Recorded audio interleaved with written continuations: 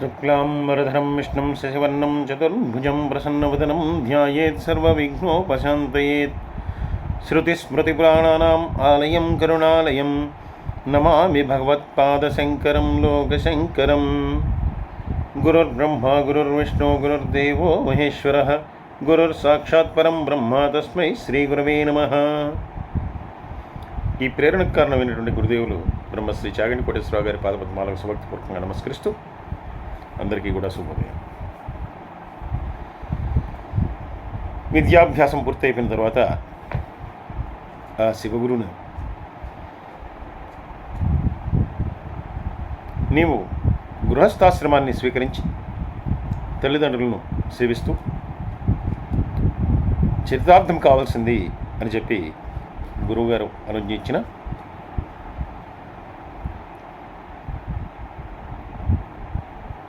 నాకు ఆ గృహస్థాశ్రమం పట్ల అంత సుముఖత లేదు. అయినా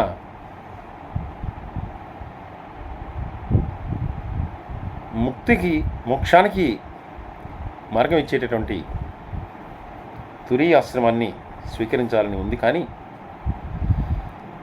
తప్పనిసరిగా ఆ తురీయ ఆశ్రమం చేరుకోవటానికి గృహస్థాశ్రమాన్ని దాటితేనే వెళ్ళాలి అనేటటువంటి నిబంధన లేదు కదా అని గురువుగారితో తన యొక్క అభిప్రాయాన్ని తెలియజేస్తూ ఉన్నాడు ఈ శివగురు. అలా తన యొక్క అభిప్రాయాన్ని తెలియజేస్తూ మనకి వర్ణాశ్రమ ధర్మాల్లో గృహస్థాశ్రమం తర్వాత ఆ తురీయాశ్రమాన్ని స్వీకరించాలని చెప్పబడిందే. కానీ బ్రహ్మచర్యం నుండి కూడా తురీయాశ్రమాన్ని స్వీకరించవచ్చు కదా గురువు. అందువలన ఈ సంసారం పట్ల,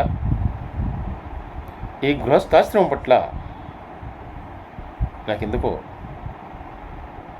అంత ఇష్టత లేదు.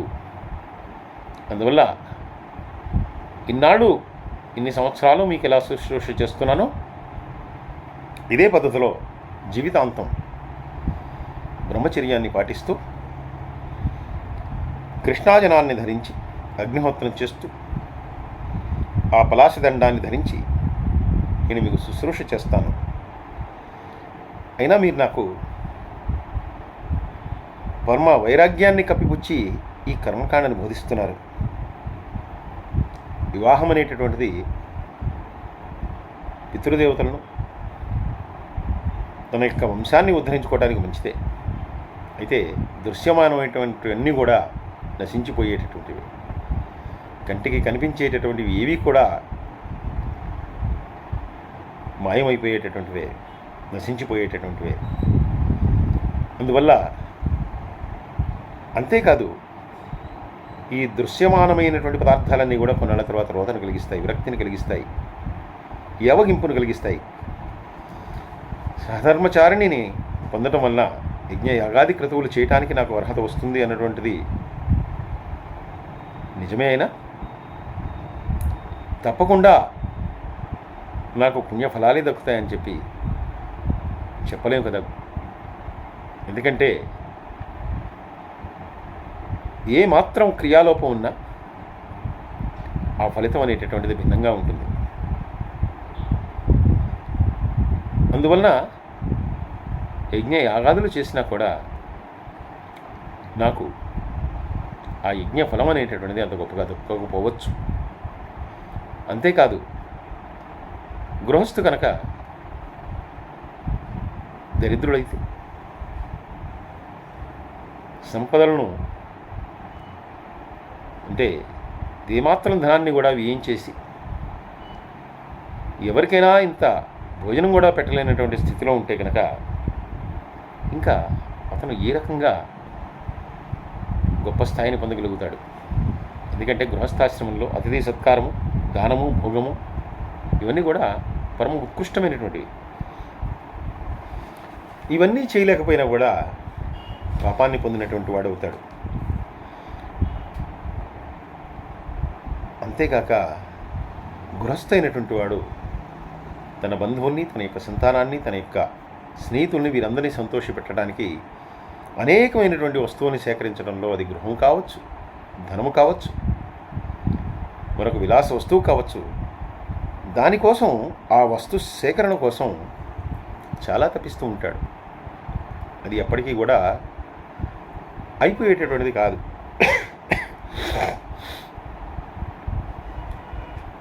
చూడండి, కొంతమందికి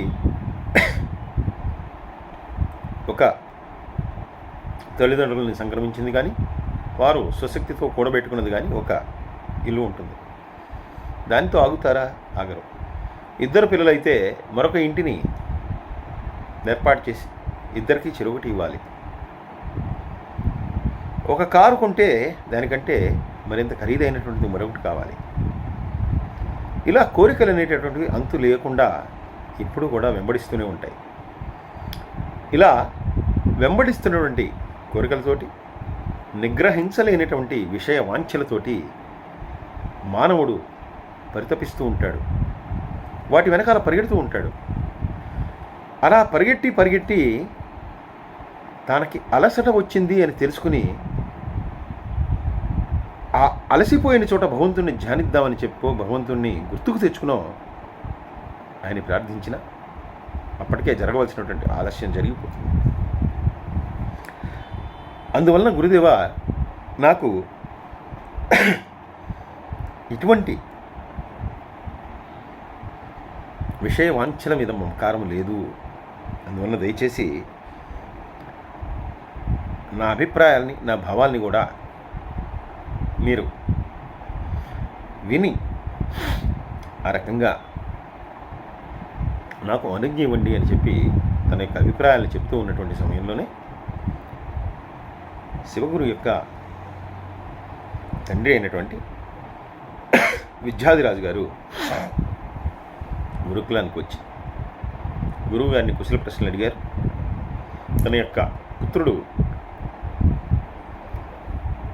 నేర్చుకోవాల్సినటువంటి విద్యలన్నీ కూడా సంపూర్ణంగా నేర్చుకున్నాడు అని చెప్పి గురువు నుంచి తెలుసుకుని, ఇంకా పిల్లవాడిని గృహస్థాశ్రమంలో ప్రవేశపెడతాను, అనుమతినివ్వండి అని చెప్పి ఆ గురువుని అడిగాడు.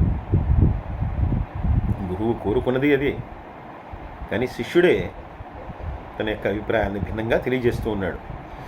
అందువల్ల గురువు అనుజ్ఞ ఇచ్చాడు. కానీ శివగురు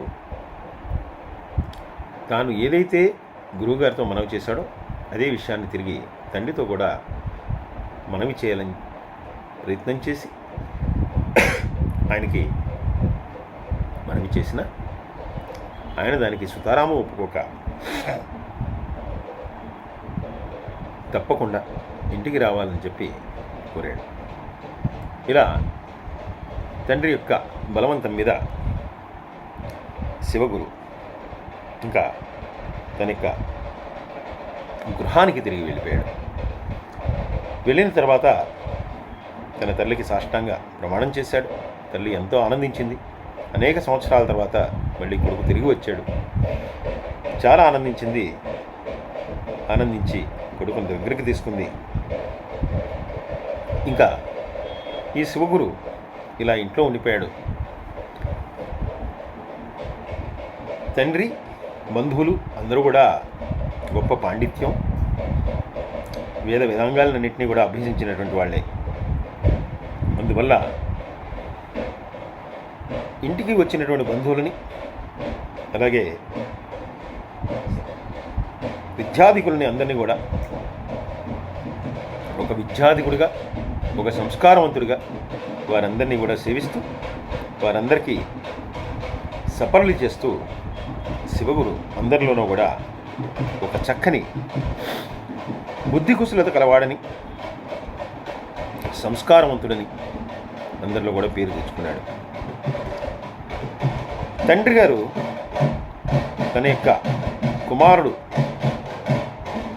సకల విద్యలందు కూడా ఎంత ప్రావీణ్యం పొందాడు అనేటటువంటి విషయాన్ని పరీక్షింపగోరి పద క్రమ జట శిఖ ఘన అనేటటువంటి అంశాలతో ఆ వేదముల యొక్క ఉచ్చారణని, స్వరాల్ని, వీటన్నిటిని కూడా నిశ్చితంగా పరిశీలిస్తూ అనేకమైనటువంటి ప్రశ్నలు వేస్తూ ఉండేవాడు. ఇలా షడ్ దర్శనాదులను వ్యాకరణంలోనూ తమ యొక్క కుమారుడైనటువంటి ఈ శివగురు ఇంకా పాండిత్యం సంపాదించాలి, ఇంకా మహావిద్వాంసులు కావాలి అని చెప్పి తండ్రి కోరుకున్నాడు. ఈ షడ్ దర్శనములు అంటే పూర్వమీమాంస, ఉత్తరమీమాంస, న్యాయము, వైశేషికము, అలాగే సాంఖ్యము, యోగము అనేటటువంటి 6 శాస్త్రములు. వీటిలో కూడా కావలసినటువంటి అభ్యాసాన్ని ఇప్పించిన తర్వాత ఎటువంటి ప్రశ్నలు అడిగినా కూడా తొట్టుపడక, ఆందోళన పడక వాటన్నిటికీ కూడా సునాయాసంగా సమాధానాలు చెప్పేవాడు ఈ శివగురు. ఇలా శివగురుని యొక్క పాండిత్యము, వినయ సంపత్తి, ఆయన యొక్క సంస్కారము, శీలము, సద్గుణాలు ఇవన్నీ కూడా ప్రతి ఒక్కళ్ళు కూడా కొనియాడేవారు. ఈ రకంగా ఈ శివగురు యొక్క గొప్పదనం అనేటువంటిది ఆ నోట ఈ నోట సర్వత్రా వ్యాపించిపోయింది. అటువంటి తరుణంలో అనేక మంది తమ యొక్క కుమార్తెను ఈ పిల్లవాడికి ఇచ్చి వివాహం చేయడానికి సిద్ధపడ్డారు. అలాగే తండ్రి అయినటువంటి విద్యాధిరాజు దగ్గరికి వచ్చి తమ కుమార్తెను స్వీకరించవలసిందిగా అనేకమైనటువంటి అభ్యర్థనలు చేశారు. అలాగే ఆ కాలంలోనే అనేక మంది తమ కన్యని స్వీకరించమని చెప్పి ప్రాధేయపడుతూనే తమ యొక్క సంపదలన్నీ కూడా ఆశగా చూపించారు. అయినా కూడా విద్యాధిరాజు అటువంటి ధనాశకు లొంగక శ్రేష్టమైనటువంటి ఉన్నతమైనటువంటి కుటుంబంలో, విద్యాధికులైనటువంటి కుటుంబం నుంచే తనకు ఒక కోడలు రావాలి అని చెప్పి కోరుకుని మగ పండితుడు అనేటటువంటి ఒక ఉత్తమ పండితుడిని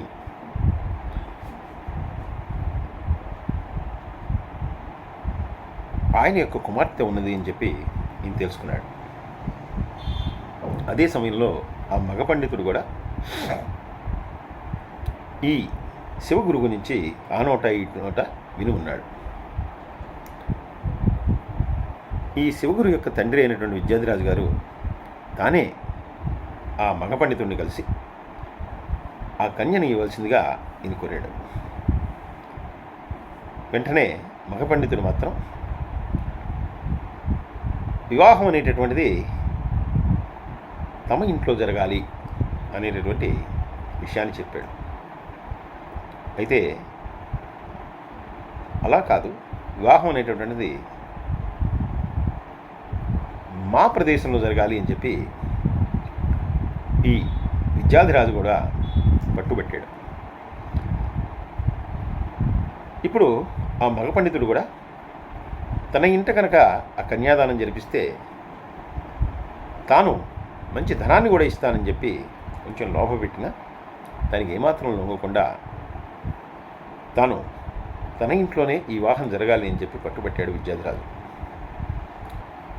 కొంతమంది పండితులు వచ్చి ఈ విషయం మీద మీ ఇద్దరు కూడా అనవసరంగా రాద్ధాంత పడుతున్నారు, ఇద్దరు కూడా ఉన్నతమైనటువంటి కుటుంబాలకు చెందినటువంటి వారు, వారిద్దరికీ వివాహం చేయడం అనేటటువంటిది చాలా ఉత్తమమైనటువంటిది, అందువల్ల ఇటువంటి చిన్న చిన్న విషయాల్ని పట్టించుకోకుండా ముందర వివాహాన్ని చేయండి అని చెప్పి వారందరూ కూడా సలహా ఇచ్చారు. ఆ తర్వాత వీరిద్దరూ కూడా వధూవరుల జాతకాలను ఇచ్చిపుచ్చుకొని ఇంకా వాటిని పరిశీలించి తదుపరి నిర్ణయం తీసుకుంటామని చెప్పి ఇద్దరు ఒకరికొకరు తెలియజేసుకున్నారు. ఆ తర్వాత ఒక బ్రహ్మాండమైనటువంటి ముహూర్తంలో శివగురుకు అలాగే మగ పండితుడి యొక్క కుమార్తె అయినటువంటి ఆమె పేరు ఆర్యాంబ, ఈమెకి సతీదేవి అనేటువంటి మరొక పేరు కూడా ఉన్నది. ఈ ఆర్యాంబకు ఇద్దరికి అత్యంత వైభవోపేతంగా వివాహం జరిగింది. వచ్చినటువంటి బంధువులు వీరందరూ కూడా చక్కగా ఈ నూతన వధూవరులందరినీ కూడా ఆశీర్వదించారు. ఇంకా ఏదైతే వద్దనుకున్నాడో అటువంటి గృహస్థాశ్రమాన్ని ఈ శివగురు ఈ రకంగా స్వీకరించవలసి వచ్చింది. ఎందుకంటే శివుని ఆజ్ఞ లేదంటే చెవైనా కుట్టదు అని చెప్పి అంటూ ఉంటారు. ఆ పరమేశ్వరుడే ఆయనకి కుమారుడుగా జన్మించాలనుకున్నప్పుడు శివగురు వద్దనుకున్నా కూడా అది ఆగదు. ఇంకా వివాహం అయిపోయింది.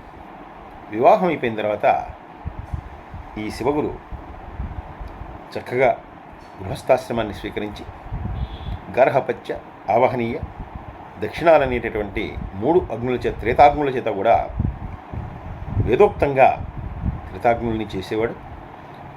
అంతేకాక అనేకమైనటువంటి యజ్ఞాల్ని, యాగాల్ని చేశాడు. అనేక మంది ఋత్విక్కులను సంతృప్తిపరిచాడు. ఎంత గొప్పగా యాగాలు చేశాడంటే, ఆ రోజుల్లో శివగురు చేసినటువంటి యాగాల వల్ల హవిస్సులను పొందినటువంటి దేవతలు అమృతం యొక్క రుచిని కూడా మరచిపోయారు అనేటటువంటి ప్రచారం ఒకటి వ్యాప్తి చెందింది. ఇలా తాను గృహస్థుగా ఉండి గృహస్థాశ్రమ ధర్మాన్ని చక్కగా నిర్వహిస్తూ అనేకమైనటువంటి యాగాల్ని చేస్తూ, అలాగే పిండ ప్రదానాల చేత పితృదేవతల్ని, అన్నదానాల చేత అతిథుల్ని, ఇలా అందరినీ కూడా సంతృప్తిపరుస్తూ ఉండేవాడు. అలాగే ఎప్పుడూ కూడా తాను ఒక మహాపండితుడైనందువల్ల ఎప్పుడూ కూడా పండితుల మధ్య కొలువై వారికి జ్ఞానదానం చేస్తూ ఉండేవాడు. ఇలాగా అందరి యొక్క మనోరథాల్ని తీరుస్తూ తాను అందరి చేత కూడా శివగురు అంటే ఒక సాధారణమైనటువంటి వ్యక్తి కాదు, ఒక కల్పవృక్షం, ఏది కోరితే దాన్ని ఇస్తాడు, జ్ఞానం కావాలంటే జ్ఞానము, సంపదలు కావాలంటే సంపద, ఏదైనా చేస్తాడు అనేటటువంటి ఒక మంచి పేరును సంపాదించుకున్నాడు. ఇలా తాను చేయవలసినటువంటి సత్కర్మలన్నీ చేస్తూ గృహస్థాశ్రమంలో ఉండి నిర్వహించవలసినటువంటి కర్మలు యథాప్రకారంగా నిర్వహిస్తూ చక్కగా కాలాన్ని గడుపుతూ ఉన్నాడు. కానీ వీరికి ఒక చిన్న బాధ మాత్రం అలాగే ఉండిపోయింది ఈ దంపతులకి. అదేంటంటే వీళ్ళిద్దరికీ కూడా పుత్ర సంతానం కలగలేదు. తాను ఎంతో గొప్ప పండితుడు, ఎంతో గొప్పగా గృహస్థాశ్రమం ధర్మాలన్నింటినీ కూడా నిర్వర్తించాడు, ఎప్పుడూ కూడా పరోపకారం చేసేటటువంటి వాడే, అహంకారం అనేటటువంటిది లేసమంతా కూడా లేదు, అయినా సంతానము లేదు అనేటటువంటి బాధ మాత్రం ఆయన్ని ఎప్పుడూ కూడా కొంగదీస్తూ ఉంది. ఇలా సంతానం లేనటువంటి శివగురు తన భార్యతోటి మనం చేయవలసినటువంటి వ్రతాలని, కార్యాలని అన్నింటినీ కూడా చేసాం, అయినా కూడా మనకి పుత్ర సౌభాగ్యం అనేటటువంటిది కలగలేదు. ఒకవైపు వయసు అనేటటువంటిది మీద పడుతూ ఉంది, అవయవ పటుత్వం అనేటటువంటిది తగ్గిపోతూ ఉంది. ఇటువంటి స్థితిలో నాకు కొంచెం ఆందోళన కలుగుతుంది. ఎందుకంటే అన్ని సుఖాల్లో కల్లా ఉత్తమమైనటువంటిది పుత్రప్రాప్తి అని అనేక శాస్త్రాలన్నీ కూడా చెప్తున్నాయి. అయితే అటువంటి పుత్రప్రాప్తికి నేను ఎందుకో నోచుకోలేకపోయాను. ఇలా పుత్రప్రాప్తి లేకపోవటం వల్ల నేను పితృ రుణాన్ని కూడా తీర్చుకోలేకపోతాను. అందువలన నా జన్మ కూడా నిరర్ధకం అవుతుంది. ఇది నన్ను ఎందుకో బాధిస్తున్నటువంటి విషయం, ఎందుకో నాకు ఆందోళన కలిగిస్తున్నటువంటి విషయం అని చెప్పి తన భార్య అయినటువంటి ఆర్యాంబ దగ్గర ఆయన తన యొక్క విచారాన్ని వ్యక్తం చేసుకున్నాడు. ఇదంతా విన్నటువంటి ఆమె, ఆ పరమశివుడు భక్తుల పాలట కల్పవృక్షం, ఆయన భక్తులు ఏది కోరినా కూడా తీరుస్తాడు. కోరికలు బాహ్యంలో కోరుకోక్కర్లేదు, ఆయన భక్తుల యొక్క మనస్సు నిరిగి వారిని అనుగ్రహిస్తాడు, వారిని కటాక్షిస్తాడు. అందువల్ల మనం అటువంటి పరమేశ్వరుణ్ణి మనం భక్తి శ్రద్ధలతోటి ఆరాధిద్దాం. అలా ఆరాధిస్తే కనుక తప్పకుండా మనకి ఆ పుత్ర సంతానం అనేటటువంటిది కలుగుతుంది అనేటటువంటి నమ్మకం నాకుంది. ఎందుకంటే మన దేవతామూర్తులు కేవలం విగ్రహాలు కాదు. వారందరూ కూడా కోరికలను కోరిన కోరికలు, భక్తుల యొక్క కోరికలు తీర్చేటటువంటి మహానుభావులు. అందువల్ల మన ఇద్దరం కూడా ఆ పరమేశ్వరుని ఆరాధిద్దాం. తప్పకుండా మన కోరిక తీరి మనకి సంతాన ప్రాప్తి కలుగుతుంది అనేటటువంటి నమ్మకం నాకుంది అని చెప్పి ఈ ఆర్యాంబ తన యొక్క భర్తని పరిపరి విధాల వర్ణించింది. శ్రీ కాంతాయ కళ్యాణ నిదే నిదీర్ధినం శ్రీ వెంకట నివాసాయ శ్రీనివాసాయ మంగళం. సర్వే జనా సుఖినో భవంతు, సమస్తలోకా సుఖినో భవంతు. స్వస్తి.